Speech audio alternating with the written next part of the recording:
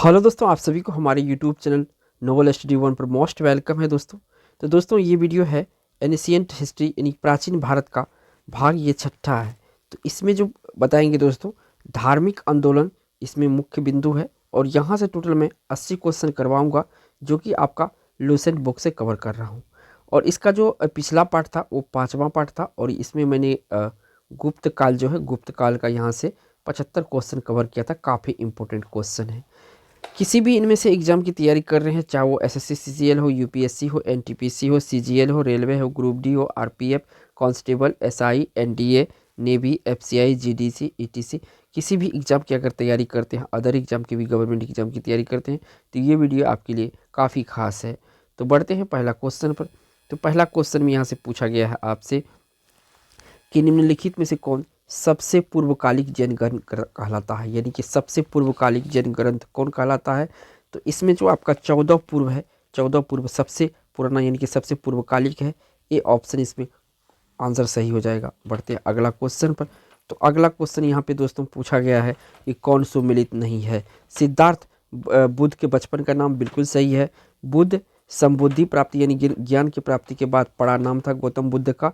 गौतम बुद्ध का गोत्र का नाम है गौतम। ठीक है, तो ये तीनों का तीनों सही है, तो यहाँ पे कोई गलत नहीं है। तो इस क्वेश्चन का जो राइट आंसर होगा यहाँ पे डी ऑप्शन सही होगा। बढ़ते हैं अगला क्वेश्चन पर। तो अगला क्वेश्चन यहाँ पे 3 नंबर का है। यहाँ से पूछा गया कि जैन परंपरा के अनुसार जैन धर्म में कुल कितने तीर्थंकर हुए थे। तो टोटल 24 तीर्थंकर हुए थे और 23वें थे भगवान महावीर। जो महावीर थे ये कौन से तीर्थंकर थे, 23वें थे। इनके बारे 24वें थे। ठीक है, टोटल 24 हुआ था, लास्ट ये था। ठीक है, तो इस क्वेश्चन का राइट आंसर यहाँ से 24 हो जाएगा। बढ़ते हैं अगला क्वेश्चन पर। तो अगला क्वेश्चन यहाँ पे पूछा गया है 4 नंबर में कि महात्मा बुद्ध किस क्षत्रिय कुल के थे।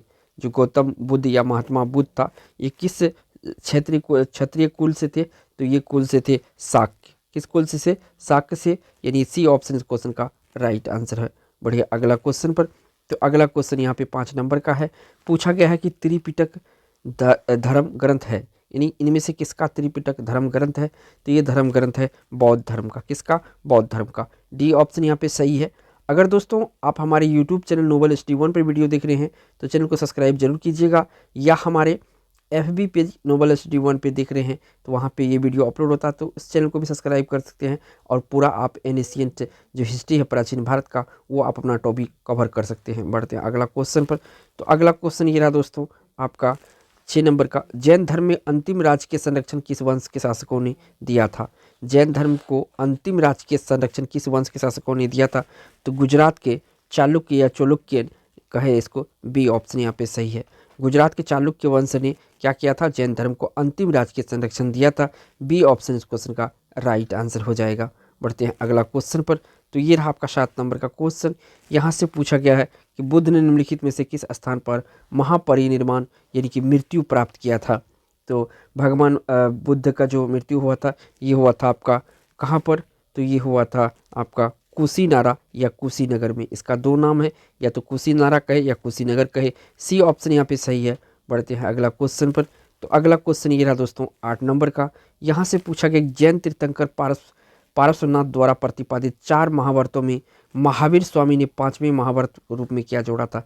तो 5वां जो जोड़ा था ये था ब्रह्मचर्य, ये 5वां था और ये आपका महावीर के द्वारा जोड़ा गया था। बी ऑप्शन इस क्वेश्चन का राइट आंसर होगा।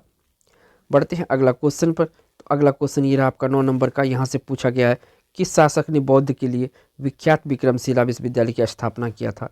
तो विख्यात विक्रमशिला विश्वविद्यालय का स्थापना जो किया था ये किया था महिपाल। किसने किया था, महिपाल ने किया था। सी ऑप्शन यहाँ पे सही है। बढ़ते हैं अगला क्वेश्चन पर। तो अगला क्वेश्चन ये रहा दोस्तों आपका 10 नंबर का।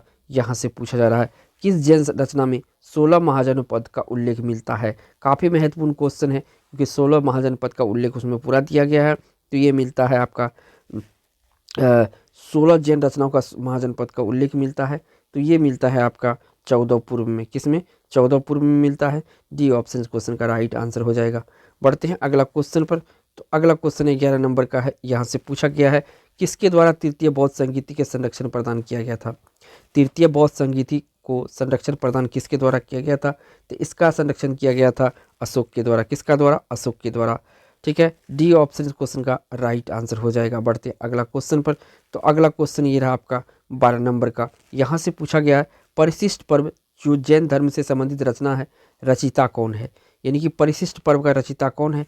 तो इसके रचिता है दोस्तों हेमचंद्र। कौन है? हेमचंद्र है। ए ऑप्शन यहाँ पे सही है। काफ़ी महत्वपूर्ण क्वेश्चन है ये 12 नंबर का। बढ़ते हैं अगला क्वेश्चन पर। तो अगला क्वेश्चन ये रहा आपका 13 नंबर का। यहाँ से पूछा गया है कि बौद्ध ग्रंथ पिटकों की रचना निम्नलिखित में से किस भाषा में की गई थी? तो पिटकों की रचना जो है ये आपका पाली भाषा में की गई थी। ये बौद्ध ग्रंथ था पिटक और इसकी रचना पाली भाषा में की गई थी। ए ऑप्शन इस क्वेश्चन का राइट आंसर है। बढ़ते हैं अगला क्वेश्चन पर। तो अगला क्वेश्चन ये रहा आपका 14 नंबर का। यहाँ से पूछा गया जैन ग्रंथ कल्पसूत्र की रचिता कौन है? तो कल्पसूत्र की जो रचिता है ये है भद्रबाहु।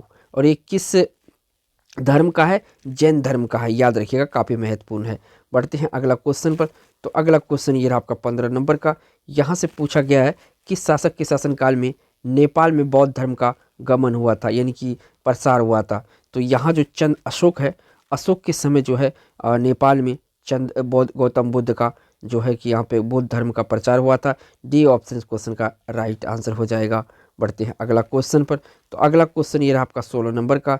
यहाँ से पूछा गया है कि अनुव्रत शब्द किस धर्म से जुड़ा है? जो अनुव्रत शब्द है ये किस धर्म से जुड़ा है? तो ये है आपका जैन धर्म से जुड़ा। किससे है? जैन धर्म से जुड़ा है। सी ऑप्शन यहाँ पे सही है। बढ़ेगा अगला क्वेश्चन पर। तो अगला क्वेश्चन ये रहा आपका 17 नंबर का। यहाँ से पूछा गया है सांची क्यों विख्यात है? तो सांची जो है यहाँ पे सबसे बड़ा बौद्ध स्तूप है, इसलिए सांची विख्यात है। डी ऑप्शन इस क्वेश्चन का राइट आंसर है। बढ़ते हैं अगला क्वेश्चन पर।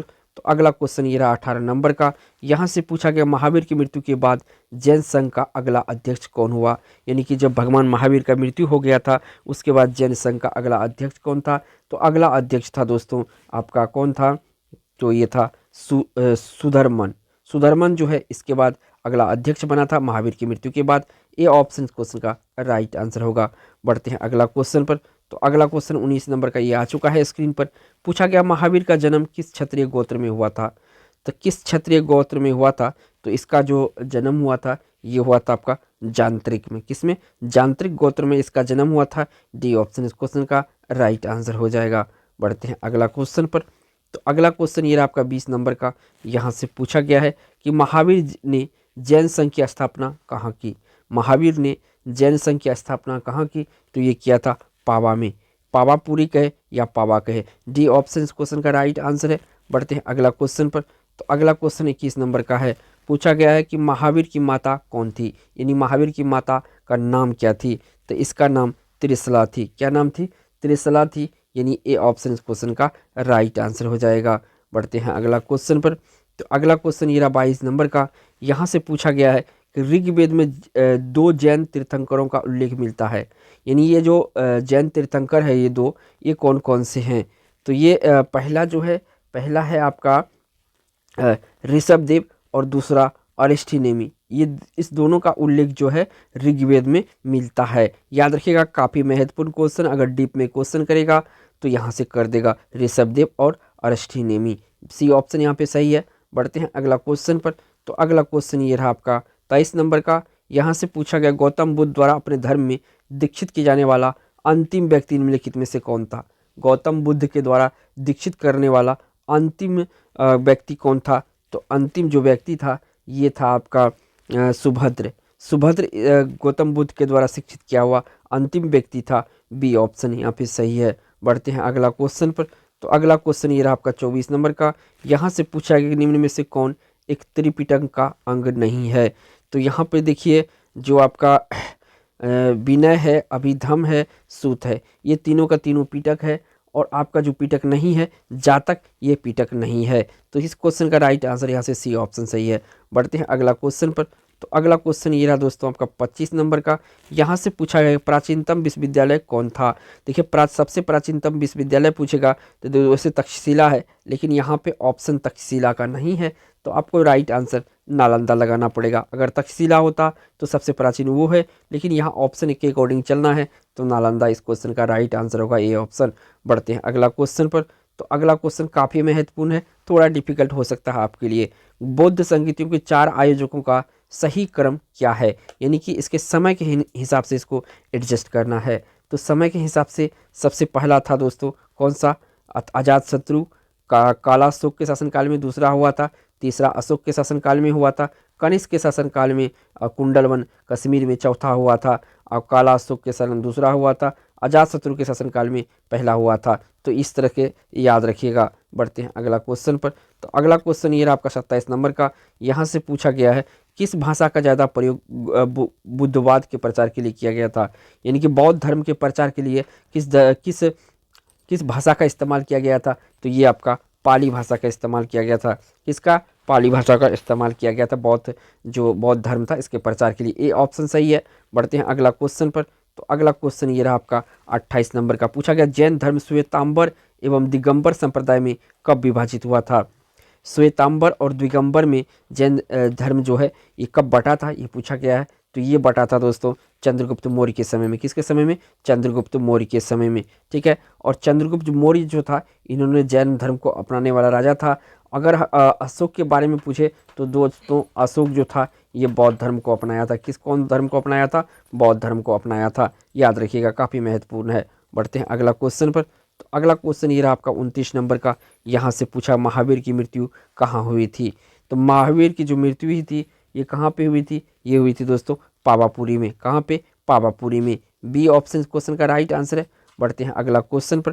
तो अगला क्वेश्चन ये रहा दोस्तों 30 नंबर का। यहाँ से पूछा गया है कि बौद्ध धर्म के महायान और हीनयान संप्रदाय में सर्वाधिक मौलिक अंतर क्या था। एक महायान या हीनयान ये दोनों संप्रदाय बौद्ध धर्म का था और दोनों अलग अलग संप्रदाय से थे। तो ये इसका मौलिक अंतर क्या था, इसमें मेन अंतर क्या था। तो देवी देवताओं के पूजा का मेन अंतर था। ए ऑप्शन यहाँ पे सही है। बढ़ते हैं अगला क्वेश्चन पर। तो अगला क्वेश्चन ये रहा दोस्तों 31 नंबर का। यहाँ से पूछा गया है मठ और स्तूप किस धर्म से संबंधित है। तो देखिए मठ और स्तूप जो है ये बौद्ध धर्म से संबंधित है। किस धर्म से, बौद्ध धर्म से संबंधित है। सी ऑप्शन यहाँ पे सही है। बढ़ते हैं अगला क्वेश्चन पर। तो अगला क्वेश्चन ये रहा आपके सामने 32 नंबर का। यहाँ से पूछा गया कि बौद्ध धर्म तथा जैन धर्म दोनों ही विश्वास करते थे। ये दोनों किस में विश्वास करते थे, दोनों, तो स्त्री तथा पुरुष दोनों ही मोक्ष प्राप्त कर सकता है, ये दोनों विश्वास करते थे। कौन, बौद्ध और जैन। ये ऑप्शन इस क्वेश्चन का राइट आंसर हो जाएगा। बढ़ते हैं अगला क्वेश्चन पर। तो अगला क्वेश्चन ये रहा आपका 33 नंबर का। यहाँ से पूछा गया है कि बौद्ध धर्म जैन धर्म दोनों के उपदेश किसके शासनकाल में दिए गए थे। काफ़ी इंपॉर्टेंट क्वेश्चन, काफ़ी महत्वपूर्ण हो सकता है आपके लिए। तो इसका जो राइट आंसर होगा ये होगा बिंबिसार। याद रखिएगा यहाँ पे बिंबिसार एक बिंदुसार, बिंदुसार नहीं होगा, बिंबिसार होगा, यानी डबल बी बो आएगा जिसमें, वो आपका राइट आंसर होगा। सी ऑप्शन सही है। बढ़ते हैं अगला क्वेश्चन पर। तो अगला क्वेश्चन यह 34 नंबर का आ चुका है आपके स्क्रीन पर। पूछा गया है कि महायान बौद्ध धर्म में बोधिसत्व अवलोकितेश्वर को और किस अन्य नाम से जाना जाता है। ये अवलोकितेश्वर जो है इसे किस और नाम से जाना जाता है, तो इसे जाना जाता है पद्मपानी। किसके नाम से, पद्मपानी के नाम से जाना जाता है। ये ऑप्शन सही है। बढ़ते हैं अगला क्वेश्चन पर। तो अगला क्वेश्चन ये रहा आपका 35 नंबर का।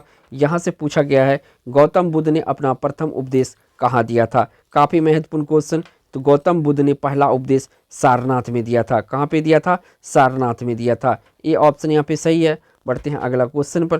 तो अगला क्वेश्चन ये रहा दोस्तों 36 नंबर का। यहाँ से पूछा गया है मिलिंद पनोह यानी मिलिंद के प्रश्न राजा मिलिंद और किस बौद्ध भिक्षु के मध्य संवाद के रूप में है।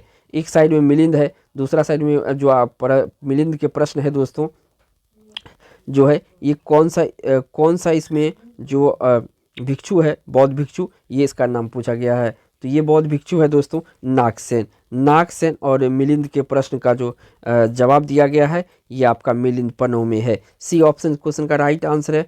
बढ़ते हैं अगला क्वेश्चन पर। तो अगला क्वेश्चन ये आपका 37 नंबर का। यहाँ से पूछा जा रहा है कि बौद्ध धर्म ग्रहण करने वाली पहली महिला कौन थी। तो पहली महिला जो भगवान बुद्ध का मौसी थी, महाप्रजापति गौतमी, ये इसकी पहली महिला थी गौतम बौद्ध धर्म ग्रहण करने वाली। और मौसी किसकी थी, भगवान बुद्ध की। ये ऑप्शन यहाँ पे सही है। बढ़ते हैं अगला क्वेश्चन पर। तो अगला क्वेश्चन ये रहा दोस्तों 38 नंबर का। यहाँ से पूछा गया है कि अष्टांगिक मार्ग की संकल्पना अंग है। किसका अंग है अष्टांगिक मार्ग का। तो अष्टांगिक मार्ग जो है ये संकल्पना है धर्मचक्र सूत्र के विषय वस्तु।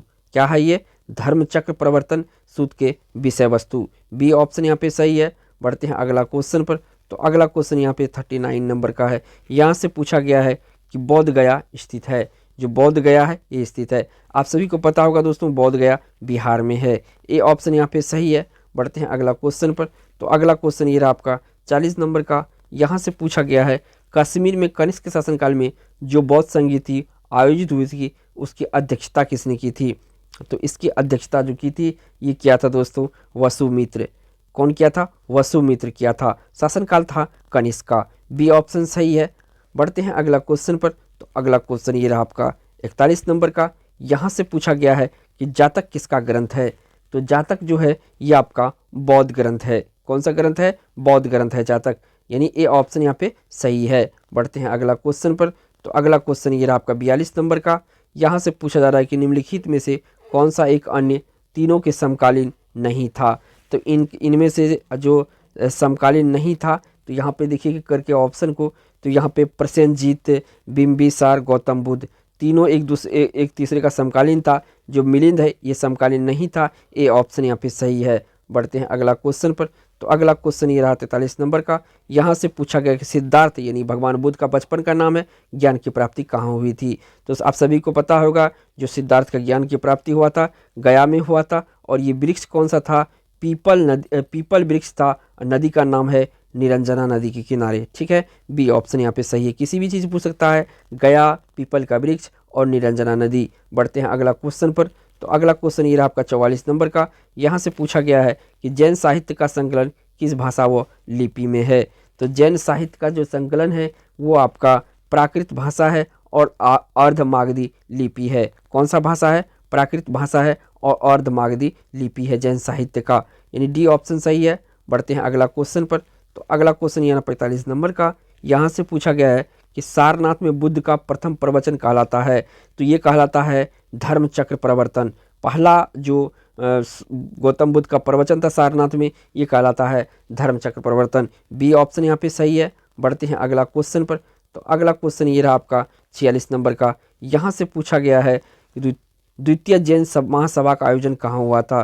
तो द्वितीय जैन महासभा जो हुआ था ये आपका हुआ था वल्लभी में। कहाँ पे हुआ था? वल्लभी में हुआ था। डी ऑप्शन यहाँ पे सही है। बढ़ते हैं अगला क्वेश्चन पर। तो अगला क्वेश्चन 47 नंबर का है। यहाँ से पूछा गया है कि बौद्ध धर्म ने समाज के निम्न वर्गों पर महत्वपूर्ण प्रभाव डाला। क्या डाला था? तो महिला और शूद्र पर ये खास प्रकाश डाला गया था बौद्ध धर्म के द्वारा। बी ऑप्शन यहाँ पे सही है। बढ़ते हैं अगला क्वेश्चन पर। तो अगला क्वेश्चन यहाँ पे 48 नंबर का है। यहाँ से पूछा गया है कि प्रथम जैन महासभा का आयोजन कहाँ हुआ था? प्रथम जैन महासभा का आयोजन कहाँ हुआ था? तो प्रथम महासभा जो हुआ था जैन का पाटलिपुत्र, वर्तमान में जिसका पटना नाम है। यहाँ से सी ऑप्शन सही है। बढ़ते हैं अगला क्वेश्चन पर।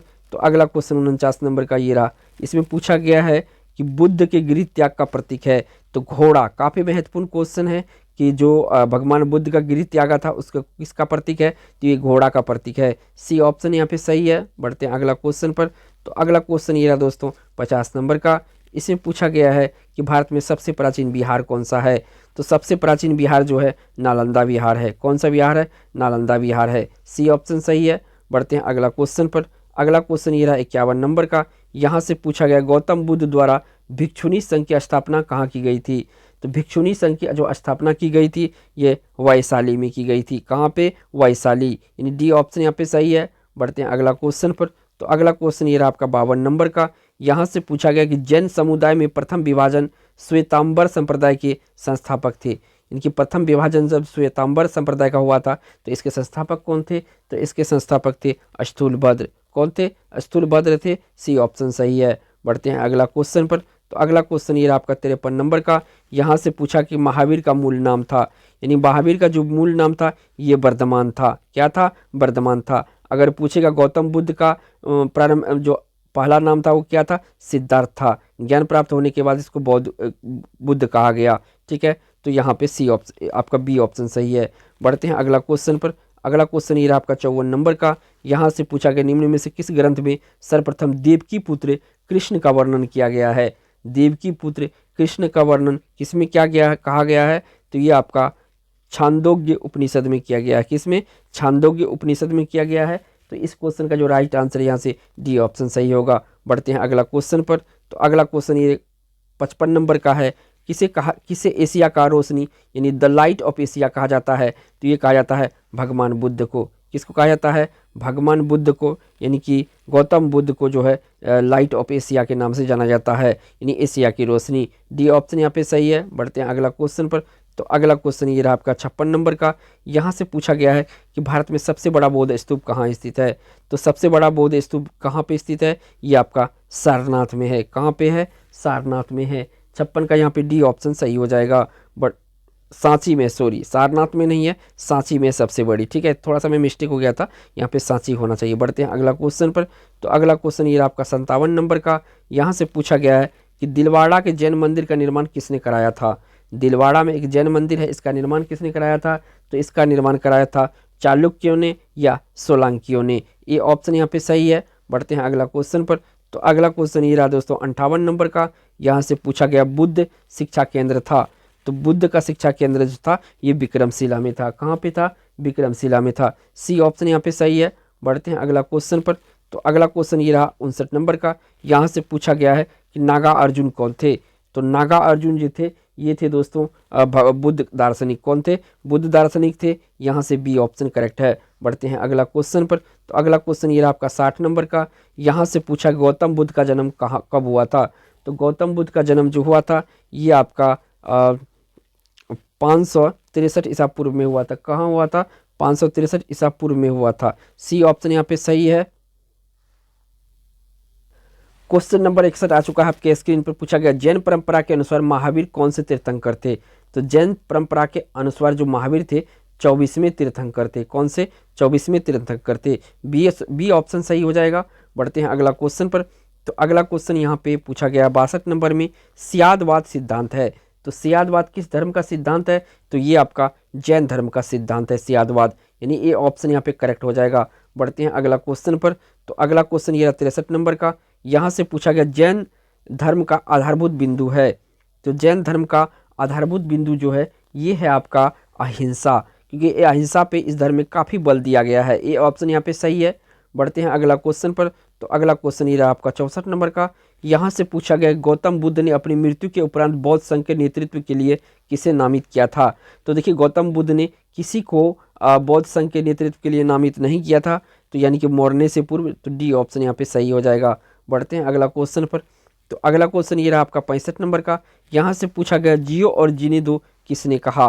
तो जियो और जीने दो कहा था भगवान महावीर स्वामी ने। किसने कहा था? भगवान महावीर स्वामी ने कहा था। सी ऑप्शन सही है। बढ़ते हैं अगला क्वेश्चन पर। तो अगला क्वेश्चन ये रहा, इसमें पूछा गया है कि वासुदेव कृष्ण की पूजा सर्वप्रथम किसने प्रारंभ की थी? तो वासुदेव कृष्ण की पूजा सबसे पहले प्रारंभ की गई थी सातवंतों के द्वारा। किसके द्वारा? सातवंतों के द्वारा। सी ऑप्शन सही है। बढ़ते हैं अगला क्वेश्चन पर। तो अगला क्वेश्चन ये रहा 67 नंबर का।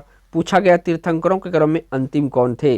तीर्थंकरों के क्रम में अंतिम कौन थे? तो सबसे जो अंतिम तीर्थंकर थे, यानी कि 24वें तीर्थंकर ये जैन धर्म में अंतिम थे, ये थे भगवान महावीर।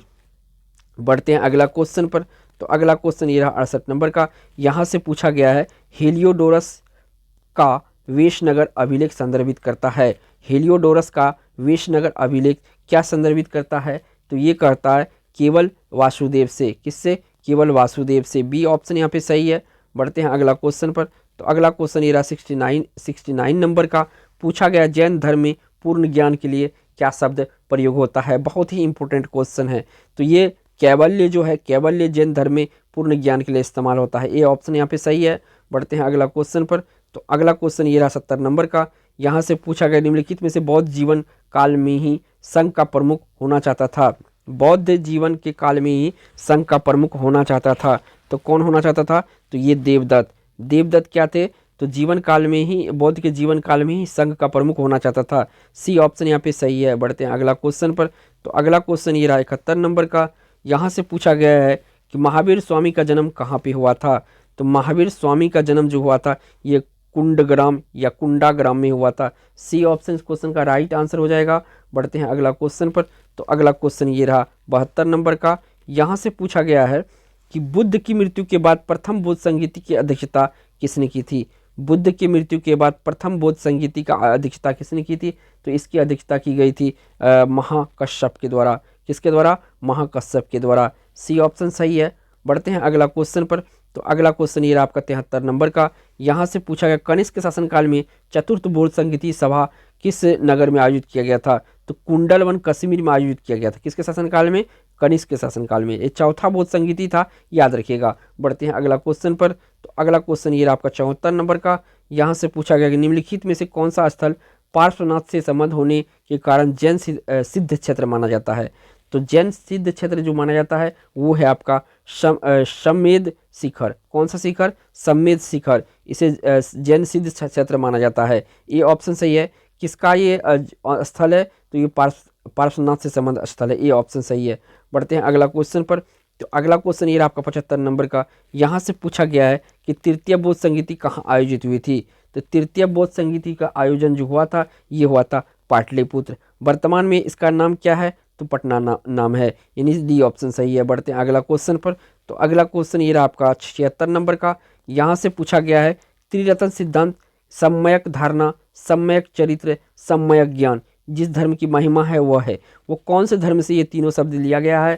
तो ये लिया गया है दोस्तों आपका जैन धर्म से। सम्यक सिद्धांत, सम्यक धारणा, सम्यक चरित्र, बी ऑप्शन यहाँ पे सही है। बढ़ते हैं अगला क्वेश्चन पर। तो अगला क्वेश्चन ये रहा 77 नंबर का। यहाँ से पूछा गया अशोक के शासनकाल में बौद्ध संगीति किस नगर में आयोजित की गई थी? तो अशोक के शासनकाल में बौद्ध संगीति का आयोजन जो हुआ था ये पाटलिपुत्र यानी कि पटना में हुआ था, याद रखिएगा। बढ़ते हैं अगला क्वेश्चन पर। तो अगला क्वेश्चन ये रहा 78 नंबर का। इसे पूछा गया है कि भगवान महावीर का प्रथम शिष्य कौन था? तो जमाली जो है इस कहा जाता है ये इसके दामाद थे, ये प्रथम शिष्य थे भगवान महावीर का। सी ऑप्शन सही है। बढ़ते हैं अगला क्वेश्चन पर। तो अगला क्वेश्चन ये रहा 79 नंबर का। यहाँ पे पूछा कि निम्नलिखित में से कौन सी बौद्ध धर्म तथा जैन धर्म में समान नहीं है, यानी कि बौद्ध और जैन दोनों में समान नहीं है। तो यहाँ पे जो दिया गया है जो आपका आत्म दमन जो है ये दोनों में समान नहीं है। बाकी रीति रिवाजों की अस्वीकृति ये है, अहिंसा है, वेदों के प्रति उदासीनता, ये तीन दोनों है। तो ये नहीं है आपका आत्मदमन। ये ऑप्शन इस क्वेश्चन का राइट आंसर है। बढ़ते हैं अगला क्वेश्चन और इस वीडियो का लास्ट क्वेश्चन भी होगा। 80 नंबर का लास्ट क्वेश्चन है। पूछा गया है आजीवक संप्रदाय के संस्थापक कौन थे? तो ये थे मखली गौसाल। मखली गौसाल जो थे ये आजीवक संप्रदाय के संस्थापक थे, बी ऑप्शन सही है। अगर दोस्तों वीडियो पसंद आया, वीडियो आपको हेल्पफुल लगा तो चैनल को सब्सक्राइब करके बेल आइकन जरूर प्रेस कर लीजिएगा, या हमारे फेसबुक पेज पे देख रहे हैं तो फेसबुक पेज नोबल स्टडी 1 को लाइक जरूर कीजिएगा। थैंक्स फॉर वॉचिंग दोस्तों।